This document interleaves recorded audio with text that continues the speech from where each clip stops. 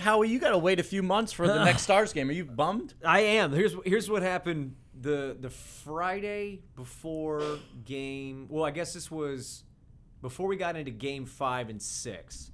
There was a little rumor around the water cooler that they had restocked the 99 alternate jerseys that they came out with earlier this year, which sold like hotcakes online. If you wanted to get one anywhere, you had to either go to eBay or you had to be like one of the first ones to buy one. And I really wanted an Ottinger 99 jersey. And so I was like, oh, well, I'm just going to walk down to the hangar and get one because they restocked for the playoffs. I got it. And then we just started sucking. And I was just like, I'm never going to be able to wear this. Wait. So this is your fault? Yeah. So Wait, I'm sorry. This is you. Yeah, if it's I'll shoulder the blame. But game 6, I was at home watching it. In your jersey?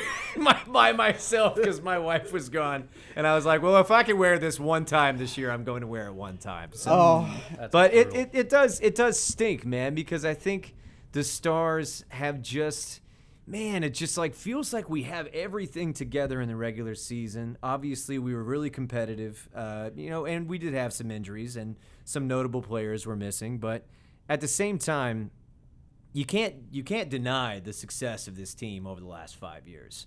I mean, they have done so well, and we are blessed to have a good hockey team, I would say. But, man, it just stinks that we can't seem to push through the envelope whenever it matters, And golly, man, gosh, Friday, my goodness. It felt like we were watching the Wild skate around us. It looked like we were in mud the entire time, and it just looked like the Wild were faster. They were hungrier, man. And again, I'm not a hockey savant, but it's just like, as an observer, it just felt like we were slow. We weren't, kind of grinding to score. And Kelly obviously chimed in about it when we were talking about it earlier. It just felt like we were setting up big moments that never happened. Don't say my name. I'm still mad at you. He's given you 4 reasons to put him in the penalty box. How many at Stars this jerseys point. do you own? I own 3 presently. Oh, that's it? And the other 2 are not cursed? You had more. Yeah, I have a not... Ben jersey. I have a Brett Hull jersey. Well, there you you should go. have worn the Hull, man. Yeah, which game 6. By the way, I was in Crested Butte, Colorado, with some friends skiing. High society. Earlier this year, and I wore that Brett Hull jersey into a bar, and some guy came out of nowhere and he goes, "Brett Hull, dude!" And I was like, "Yeah, he was on the Stars, on the Blues, he's a big name." And he's like, "Dude, I haven't seen a Brett Hull jersey in the longest time." And anyway, we shared a beer over it because we thought it was funny. But listen, either man, way. millennials love remembering dudes. Yeah. If there's one thing we're good for, it's remembering guys. Yeah, you can name off anybody who impacted your childhood from a sports angle. 100%. I still got a Bobby Hurley Kings jersey somewhere in my closet, which is a Bobby throwback. Hurley King. Hey, Speaking of guys that impacted how games were going, and especially this generation growing up, a lot of them are going to remember Jason Robertson, the tear that he's been on. I was going to say, I'm surprised you don't have a Robo jersey. I thought about it. I thought about either him or Ottinger, and honestly, I think I like the number 29 is like one of my favorite numbers. I wore it whenever I would play football in junior high and in high school until I got to be a junior or a senior. But anyway, it's a long story toward that, but I do like that number. I do like Ottinger, so I was like, I'd love to have a hockey jersey with both. Well, so. he wears that number. The question now is, what number is he going to command for a contract? Because he is a restricted free agent. Walk me through it. I want to hear him. So, he's looking for obviously, it's a long-term deal. And the way it goes in hockey, I mean, we're talking 8-year type deals. And the money that he would be looking at is on the higher end. There's some report floating around about him wanting $12 million. I mean, Mikko Rantanen, I think he's on a 8-year, $12 million contract. And Robertson's numbers this year, he was 5th in goal scoring in the NHL. He was one of their most consistent players. Yeah. In the playoffs, he was their most consistent player. Wyatt Johnson's really good. He's probably the future because he's a handful of years younger than Robo. But in terms of guys in their prime who you can rely on to score goals, it's Jason Robertson for this team. And you need that valve. You need that safety valve that Ottinger always is, in the season to just be that strong, I think, foundation, obviously, as they move forward. And I see what you're presenting here. You're presenting a financial issue for the team to possibly choose between a goalie and between their best scorer? Well, Who gets what money? They could end up trading, Robertson. Yeah. if You they can't feel like, trade Robertson. Listen, I'm in the camp of you sign Robertson by you any sign- means you give- necessary. you have to give- you keep throw your, money you have at to keep your him. best players. You Especially throw if the you- money at him. Especially if you don't have a first-round pick this year. Yeah, I mean the roster's not going to be. If you lose Robertson, your roster's not getting better, Right. and you get further away from a Stanley Cup. So if you think you have a Stanley Cup window, which you're in, you don't trade for Mikko Rantanen just to let Jason Robertson walk. No, that's I true. just don't. That doesn't make sense to me. So what would you do here? Would you say, all right, let's take a look at some older folks who are taking up, money on the team, maybe say we're going to move on and then create You're talking about Jamie Benn and his $4 million possibly Tyler Seguin too? Do you say goodbye to those guys? It's tough in Sagan's case just because, again, he's been injured most of this year. Got a brand new knee. Sure. Yeah. But, and again, you keep riding it back with these guys because this was the core that led you back to resurgence. You still want that moment with them, with this franchise. That's Yeah. usually how this thing goes. The problem is... All right, hold on. We're into Jamie Benn VO. Go ahead. So let's backtrack a little bit. Today was the Stars' end of season media availability. Yeah. Players spoke. Head coach Glenn Gulutzan spoke. Regarding Jamie Benn, Gulutzan said that he wants Jamie Benn back next season. Ooh. Said he won't talk to Jamie about his decision until Wednesday. Ben has not yet decided what he will do next season. Quote, we'll see, hopefully. How old is Jamie Benn? I think he's 36. 37. 36, 37?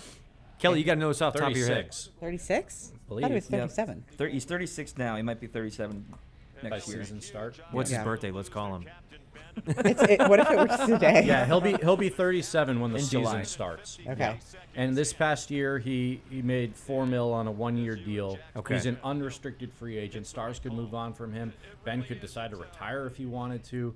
But again, it's what's the value add? We've talked about that on the show over the past couple of weeks, really, and I know he's the Stars captain. He's been a longtime presence with this team. Jim Nill loves Jamie Benn. Yeah. And let's not sugarcoat that part of it because I think a lot of us, when we were going through the rigmarole this last Friday of who would be the next captain, the entire tenor of the team changes overnight if Jamie Benn is not the guy.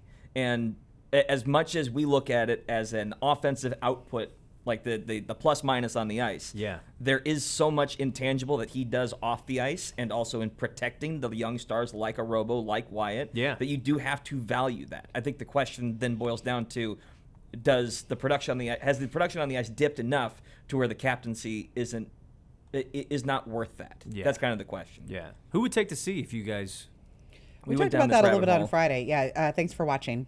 Well, I'm on daybreak. I go to bed around this time, just to get a little nap. I was gonna say he usually just sleeps under Little the desk cat, down yeah, there. yeah. I got a cot in Studio C, Yeah. and I just go hang out there. Just take my naps when I can. Who did we say? Were we on the Heiskanen train? We were on the Heiskanen train on Friday. I would yeah. agree Yeah. with that. I think he's a solid dude. Obviously, that he's a Finnish guy. I was going to say, it's got to be... I think it's telling, though, and I don't want to harp on this too much because it would feel like too much of a criticism one way or the other. But I think it's telling that all of us didn't say Rantanen immediately. Because as you're talking to a guy that guy's got skins on the wall, is the guy that a lot of people would look to be the person to score in a playoff series. Yeah, right. I agree with you. He probably should. Again, I go back with Rantanen, and it's been his good is really good. Yeah. It's just we haven't seen it consistently, and injuries have played a role in it, obviously. The but Olympic break, too. the Olympic break. I mean, it felt like this second year for Rantanen in Dallas was kind of a letdown. Yeah. And to slap a C on him after that, I don't know. Especially when you've got Wyatt and Robo, just 45 plus goals. It feels like one of those guys or Miro probably because they're in their. I'd still lean on experience, which to me says Miro. Like that's part of it. And also, again, It'd be hard to give it to Wyatt. It's he's hard to too give young. it to a kid. He's too- I mean, like- he's still Yeah. 22 or whatever. Because again, when they won the Stanley Cup in '99, Madonna was an alternate. Like Hatcher was the captain, so it's not always the best. you don't give it to the best player, the Darian highest Hatcher. goal scorer, right? It's the guy that understands and controls the locker room. Yeah. I mean, Sagan's got 1 year left on his contract, and then he's an unrestricted free agent. So, Interesting. I mean, depending on where the team's at, could be potential to get traded unless he wants. It could be a Ben situation that we find ourselves in with Sagan next year. But what you're saying is there's no possibility to keep the current Matt status Howerton, of the stop team leaning away together. from your microphone. So what'd you say? Stop leaning away from your Oh, microphone. my bad. Are you saying you just want to? Are you saying you just want to run it back with the same group? Could you are do killing that me. financially? Like just based off of Robo and Ottinger. It'd be tough. in I those- mean, it's tough if Robo gets that extension in that.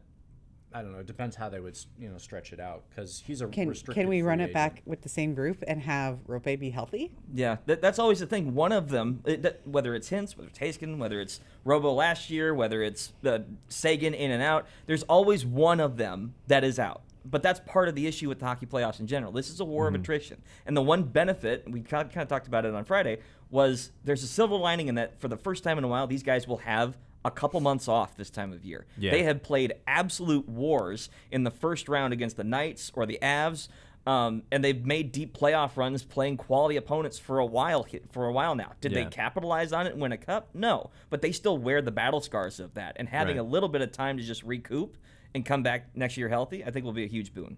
It's interesting too because I feel a little bit like we're the Bills in the '90s right now.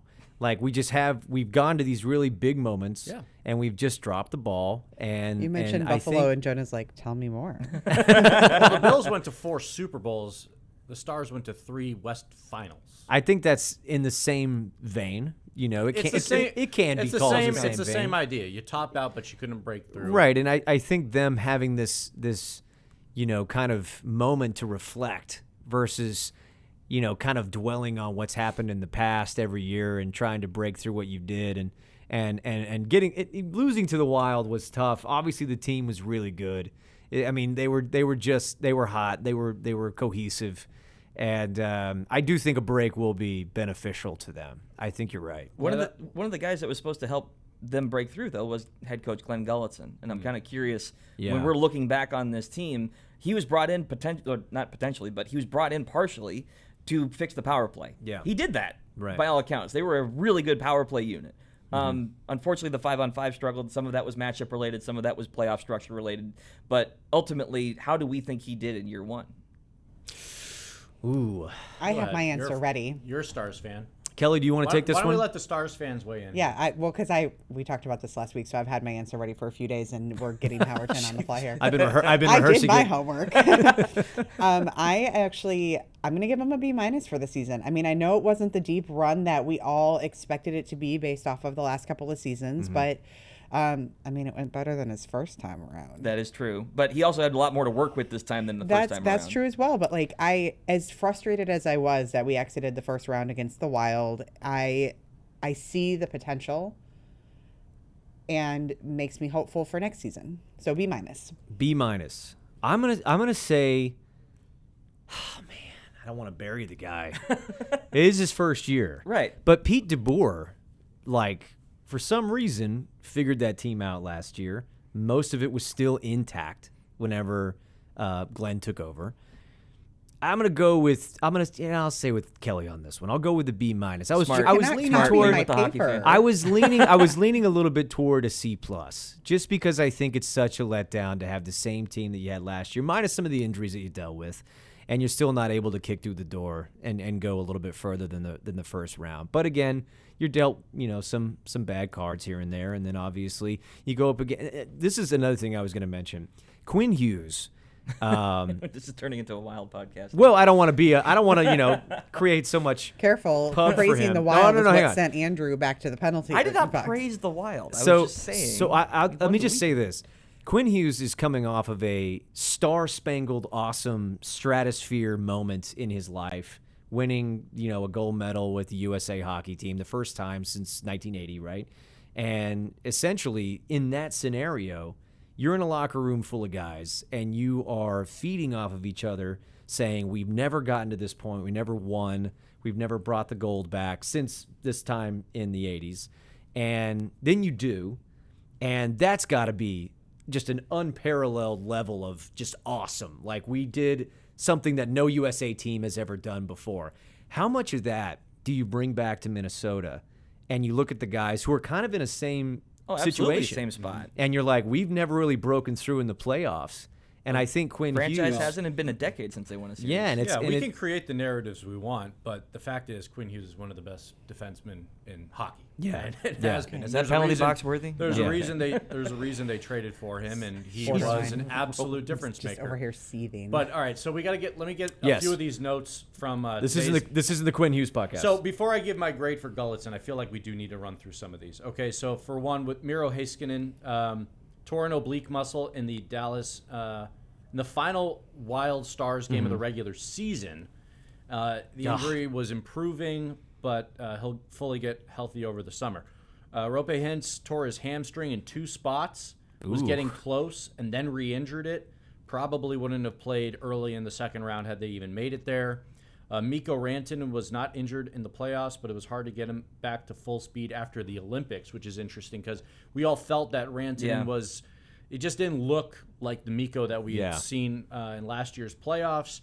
Mikko didn't want to say what his injury was from the Olympics, but that he felt fine by the time playoffs came around. Either way, he was still not himself or 100%. Tyler Seguin – didn't see him we're going to run out of time in the show if you read about all these injuries. Say, that's part of the issue. Tyler Seguin says, he will be as strong as ever when he returns after the torn ACL.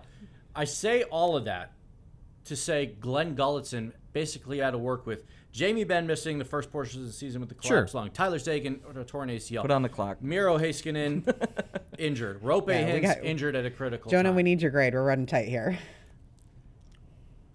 I'll give him a B. Okay. I think a B's fine. I think that's fair. I think that's pretty much what it is. He fixed what he was brought in to fix, but he didn't break through. But it's also important to recognize that was his first playoff win.